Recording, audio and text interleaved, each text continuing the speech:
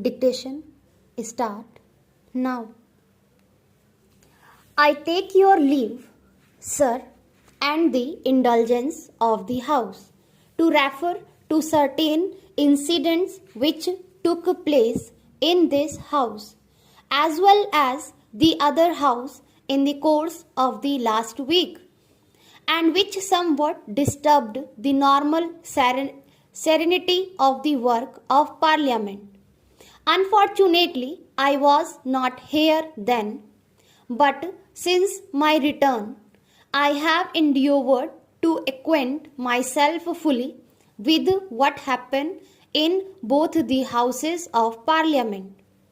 Under our Constitution, Parliament consists of our two houses, each functioning in the allotted sphere laid down in that Constitution.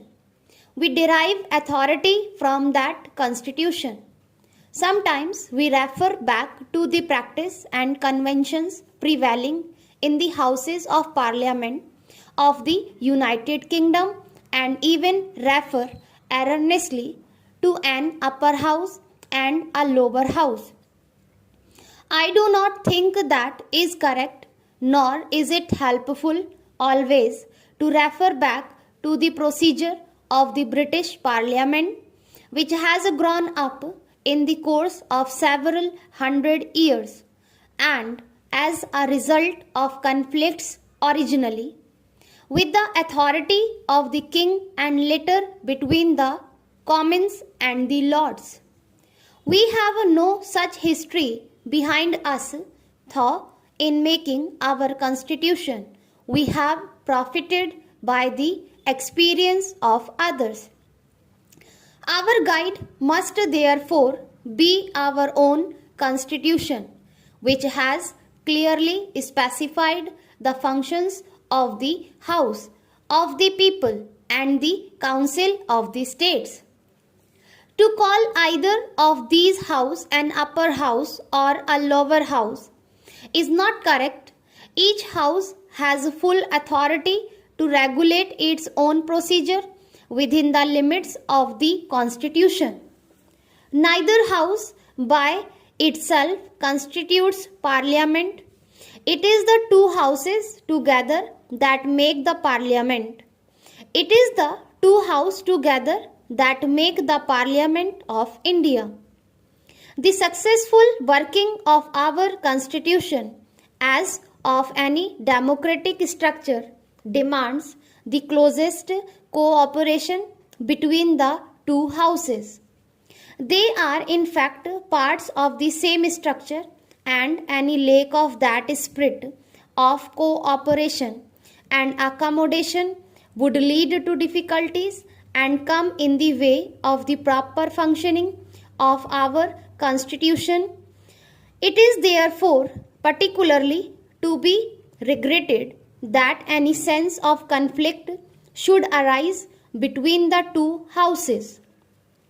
For those who are interested in the success of the great experiment in nation building that we have embarked upon, it is a paramount duty to bring about this close cooperation where each other. There can be no constitutional differences between the houses, as the final authority is the Constitution. That Constitution treats the two houses equally except in certain financial matters which are to be the sole purview of the House of the People. In regard to what these are, the Speaker is the final authority. This position is perfectly clear and cannot be and has not been challenged at any stage.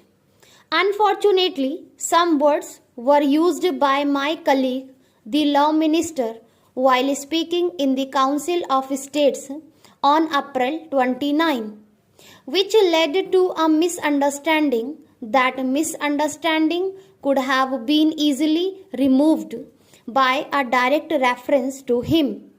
This was not done, and the matter was raised in the House further misunderstandings then arose as between the House and questions of privilege were raised, and it was stated that the dignity of this House had been affected.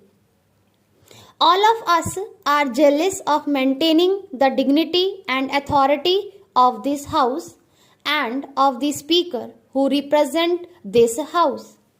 Indeed, all of us are anxious to maintain the dignity and authority of both Houses, which constitute Parliament. My colleague, the Law Minister, is as anxious as any of us to maintain that dignity and authority, and it has been a matter of the greatest regret to him that any words of his should have led people to believe otherwise, and further led to certain occurrences in both houses which disturbed for a while the cooperative and friendly atmosphere which must of necessity prevail in both houses of Parliament. Owing to some of these occurrences, he was placed in an embarrassing position where to carry out the directions of one house might appear as if he had ignored the directions of the other. In this dilemma, he might have produced an impression of not having shown the usual consideration which is the duty of every member, but that was far from his intention, and he regret it and trust that the House will accept his apology for any mistake which he might have inadvertently committed. So far as the facts are concerned, they are clear, although unfortunately my colleague, the Law Minister, was not aware all of them at the time the first reference was made to this matter in the Council of States. It is clear and beyond possibility of dispute that the Speaker's authority is final in declaring that a bill is a money bill. When the Speaker gives his certificate to this effect, this cannot be challenged. The Speaker has no obligation to consult anyone in coming to a decision or in giving his certificate, but he has himself decided to ask for the opinion of the Law Ministry here.